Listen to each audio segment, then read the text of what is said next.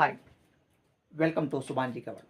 Today topic వచ్చేసి మనకు ప్రపంచ గుడ్ల దినోత్సవం అక్టోబర్ 10న జరుపుకుంటాం, లేదా అక్టోబర్ 2వ శుక్రవారం జరుపుకుంటాం. ఓకే, 2025 యొక్క థీమ్ ఏంటంటే the mighty egg packed with natural nutrition. The mighty egg packed with natural nutrition. Okay, ఇది 1996లో వియన్నా ఇంటర్నేషనల్ ఎగ్ కమిషన్ నిర్ణయం తీసుకుంది మా. ఓకే, అయితే గుడ్డు అనేది మనకు ఒక సంపూర్ణ ఆహారం. గుడ్డు ఏంటి? సంపూర్ణ ఆహారము, లేదా బయాలజికల్లీ కంప్లీట్ ఫుడ్ అంటాం.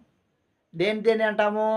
ఒక గుడ్డునే కాదు, ఓకే, మిల్క్, మీటు, ఎగ్, ఈ మూడింటిని ఏమంటామంటే బయాలజికల్లీ కంప్లీట్ ఫుడ్ అంటాం, జీవశాస్త్రీయ పరిపూర్ణ ఆహారం అంటాం.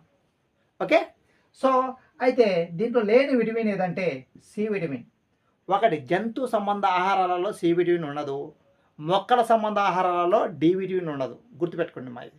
ఓకే, జంతు సంబంధ ఆహారాలలో సి విటమిన్ అనేది ఉండదు, మొక్కల సంబంధ ఆహారాలలో డి విటమిన్ అనేది ఉండదు. ఓకే, సో గుడ్ల ఉత్పత్తిని ఏమంటామంటే సిల్వర్ రెవల్యూషన్ అంటాం. గుడ్ల ఉత్పత్తిని ఏమంటాం? Silver revolution. సో వెండి విప్లవం అంటాం, వెండి విప్లవము. Okay, silver revolution. Silver fibre revolution వచ్చేసి పత్తి ఉత్పత్తి cotton. Okay, so silver fibre వచ్చేసి కాటను, సిల్వర్ రెవల్యూషన్ వచ్చేసి గుడ్ల ఉత్పత్తి. ఓకే, మన దేశంలో పౌల్ట్రీ పితామహుడు ఎవరంటే బీవీ రావు అనేది గుర్తుపెట్టుకోండి. ఓకే, మనకు గుడ్ల మీద కంపల్సరీ అడుగుతున్నాడు కాబట్టి చూసుకోండి మా. గుడ్లు ఎక్కువ ఉత్పత్తి చేసే వినియోగించే రాష్ట్రాలు మన తెలుగు రాష్ట్రాలు. Okay, thank you, all the best.